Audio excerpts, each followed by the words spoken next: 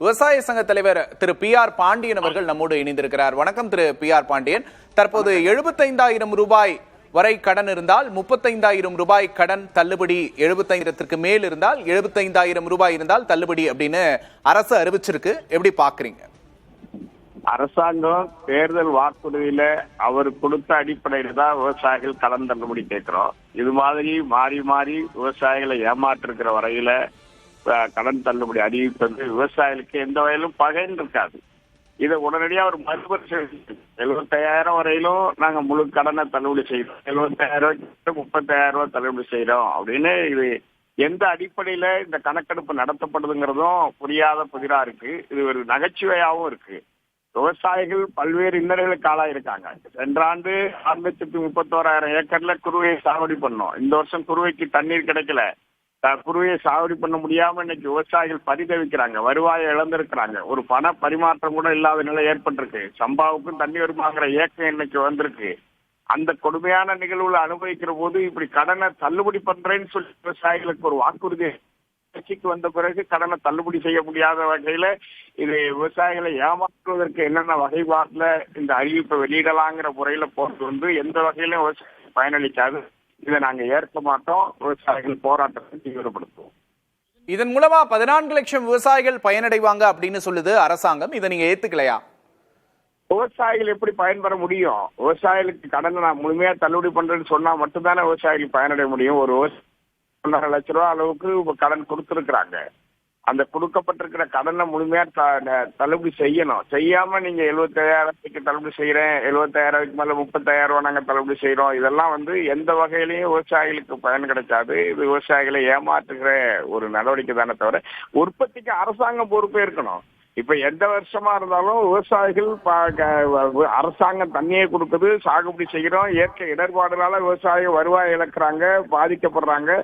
பாதிக்கப்படுற போது விவசாயிகள் பொறுப்பே இருக்கணும், அரசாங்கம் பொறுப்பே இருக்கணும். அந்த வகையில தான் நாங்க இந்த எதிர்பார்ப்புல இருக்கோமே தவிர நாங்க இந்த அரசாங்கத்தை இலவசத்தை வாங்கி நாங்க எங்களுடைய சொந்த பயன்பாட்டுக்கு பயன்படுத்துறது போல அரசாங்கம் நினைக்குது. நாங்க ஒரு வருஷம் நாங்க வயல்ல இறங்கலன்னா மறு வருஷம் அரிசிக்கு திண்டாட்டம் வந்துடும், உணவு பற்றாக்குறை ஏற்பட்டு போயிடும்.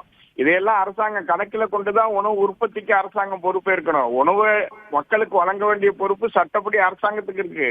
அப்ப அந்த அரசாங்கத்துக்கு சட்டப்படி உணவு கொடுக்கணுங்கிற போது உணவை உற்பத்தி பண்ற முறையும் அரசாங்கம் தானே ஏற்றுக்கொள்ளணும்னு நாங்க வலியுறுத்திட்டு இருக்கோம்.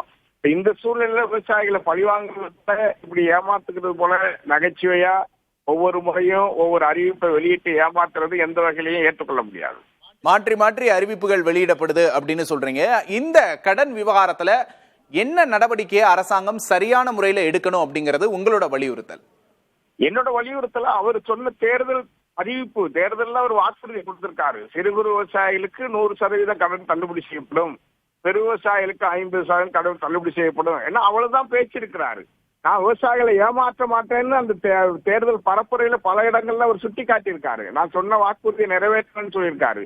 சொல்லிட்டு இப்படி விவசாயிகள் வயிற்றில் அடிக்கிறது தான் மிகப்பெரிய வேதனையா இருக்கு.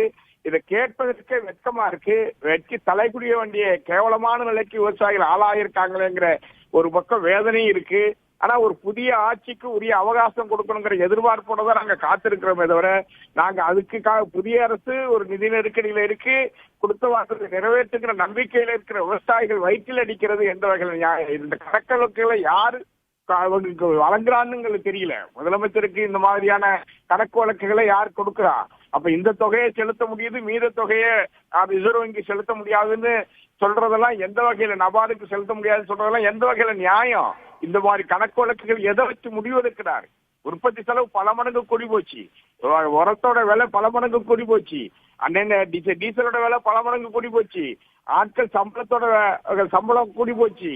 ஒட்டுமொத்தமா விலைவாசி பல மடங்கு உயர்ந்திருக்கிற போது இதுக்கான இழப்பை அரசாங்கம் தானே ஏற்றுக்கொள்ளணும். ஏன் இந்த வகையில இது மாதிரியான கணக்கெடுப்புகளை சொல்லி விவசாயிகள் வயிற்றில் அடிக்கிறதுல அதுல என்ன அவங்களுக்கு பெரிய மகிழ்ச்சி வரப்போகுது? விவசாயிகளை ஏமாற்றுறதுல என்ன மகிழ்ச்சி வரப்போகுது? விவசாயிகள் உணவை தான் உற்பத்தி பண்றதை தவிர நாங்க விவசாய நிலத்தை வச்சு தொழில் நடத்தலையே. இந்த மாதிரியான கணக்கெடுப்புகள் எங்க இருந்து வருது அப்படிங்கிற கேள்வியை எழுப்புறீங்க. நன்றி திரு பி.ஆர். பாண்டியன்.